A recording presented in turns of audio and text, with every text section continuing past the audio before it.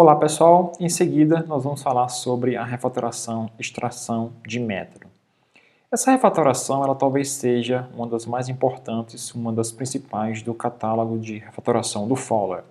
O objetivo da extração de métodos é bem simples, tá? Então, extrair um trecho de código de um método alvo A e levar esse trecho que a gente acabou de extrair para um novo método E.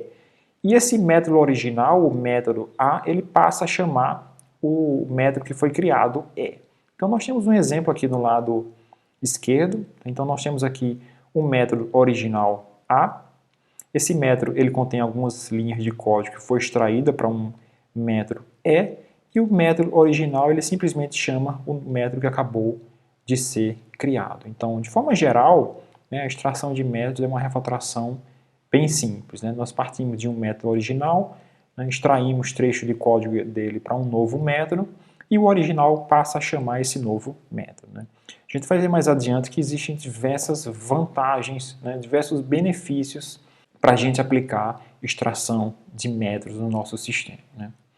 Então aqui está um exemplo meramente ilustrativo. Então nós temos um método, esse método ele é relativamente longo, ele tem diversas partes, ele tem uma parte inicial, uma parte mais intermediária e uma parte final que lida com detalhes. Tá? Então nós vamos mostrar como extrair trechos de código desse método para que ele fique melhor, para que ele fique mais curto e mais fácil de entender. Então nós temos o nosso método original. Então inicialmente nós vamos extrair um trecho de código para um novo método. Nesse caso aqui nós criamos o método printBundle. Lembrando que o método original ele passa a chamar o método que acabou de ser criado. Então essa foi nossa primeira extração.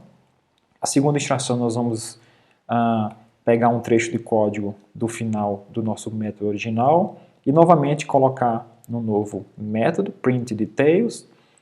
Chamamos o novo método que acabou de ser criado no método original. Veja que nesse caso aqui foi necessário passar um parâmetro para a gente setar o nome e a quantidade de valor devido. Tá? E por fim a gente vai extrair os trechos de código restantes. Então, uma parte do início e uma parte intermediária. Então eu vou colocar ambos os trechos de código em um novo método getOutstanding. E assim como a gente fez nas extrações anteriores, nós chamamos o método que acabou de ser criado no método original. Tá? Então, basicamente, nós saímos desse método relativamente longo, tá? com vários detalhes em diferentes níveis de granularidade. Então, esse método estava imprimindo um relatório, ele tinha uma certa lógica dentro, e por fim ele imprimia um outro relatório.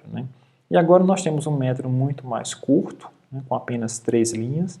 Veja que ele está tão curto, ele está tão autoexplicativo, que nós não precisamos nem dos comentários mais que existiam anteriormente. Então, essa é uma das vantagens da extração de método. Tá? Então, a gente vai decompor um método longo em métodos menores, que são mais fáceis de entender, que são mais fáceis de manter. Vou mostrar um exemplo um pouco mais realístico, aqui no caso de um aplicativo Android, tá? Um exemplo real. Então aqui é um método de um aplicativo Android que tinha mais do que 200 linhas de código. Então um método extremamente complexo, difícil de entender, difícil de dar manutenção, com muitos detalhes de implementação. Então após diversas extrações de métodos, nós podemos chegar desse método apresentado no lado direito. Um método muito menor, um método muito mais simples, mais claro, mais direto, mais fácil de entender. Então nós saímos de um método com 200 linhas de código para um método com apenas 7 linhas de código. Veja que o fato de eu criar novos métodos, eu posso dar nomes que revelem a intenção daquele determinado trecho de código que foi extraído. Então, isso é um ponto positivo, uma vantagem da extração de método. Isso facilita bastante a legibilidade do meu código. Na verdade, existem diversas vantagens para a extração de métodos. Essa é apenas uma delas. Melhorar a legibilidade, você decompor um método longo em um método bem menor. A extração de método ela é conhecida como o canivete suíço das refatorações.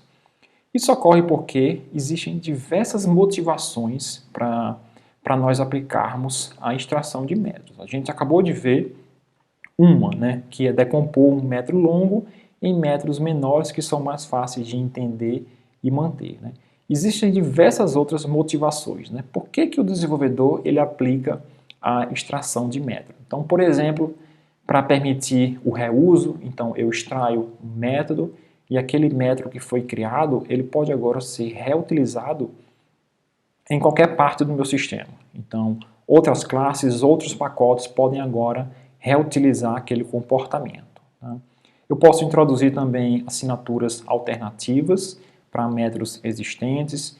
Eu posso facilitar a criação de testes. Então, a partir do momento que eu extraio um trecho de código para um novo método, esse novo método ele pode ser testado, né? Então eu melhoro a testabilidade do meu sistema. Ele permite a redefinição do método extraído em subclasses, ou seja, eu posso sobrescrever, né, o método que acabou de ser extraído e modificar o comportamento dele. Um outro ponto positivo também, uma outra motivação é remover duplicação. Então, por exemplo, suponha que eu tenho uma classe com diversos trechos de código duplicados em diversos métodos distintos, eu posso extrair todos esses trechos duplicados para um método apenas. Tá? Então, eu estou removendo duplicação e aí eu chamo o novo método em cada parte anterior. Então, por isso que a gente fala que a extração de métodos ela é conhecida como o canivete suíço, né? Porque tem diversas razões para a gente aplicar essa refatoração. Uma outra refatoração parecida com a extração é um inline de método. Na verdade, um inline ele é o contrário da extração de método, tá? E ele é bem menos frequente, tá, do que a extração. Então, a motivação principal é quando o corpo do método, além de pequeno, ele é tão claro e fácil de entender quanto o seu nome. Então, aqui nós temos um exemplo, nós temos 2 métodos originalmente, e a gente vai ver que o segundo método aqui, o corpo do código dele ele é tão simples, ele é tão trivial, que o corpo do código ele pode ser simplesmente chamado direto, né, ao invés de eu chamar o meu método em si. Né? Então a gente faz o contrário da extração. Só observação, né? Então essa refatoração ela é bem mais rara e ela é bem menos frequente do que a refatoração que a gente acabou de ver, a extração. Então aqui temos um exemplo real, tá, da IDE IntelliJ, que foi extraído do código da própria IDE IntelliJ. Então nós temos aqui 2 métodos, tá? O primeiro método write content to file e o segundo método write.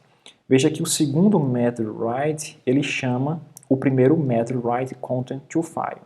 Então, se o documento for nulo, for igual a null, então chama esse método. Tá? Mas veja que o trecho de código desse método, ele é extremamente simples, ele é extremamente trivial. Ele possui apenas uma linha, né? Então, o inline a gente aplica nesses casos, né? Às vezes a gente está chamando um método que o trecho de código que tem dentro dele, ele é tão simples, ele é tão trivial, que a gente, ao invés de chamar o método em si, a gente simplesmente pega o trecho de código dentro dele e chama diretamente. Né? Então a gente remove, na verdade, um método. Então, ao invés de eu ter um código como esse apresentado acima, eu teria um código como esse abaixo. Veja que dentro do meu if, eu estou chamando agora diretamente o trecho de código que estava dentro do meu método writeContentToFile. Né? Então, ele é o oposto da extração de métodos. É isso, pessoal. Essas foram 2 refatorações bem importantes, extração e inline method.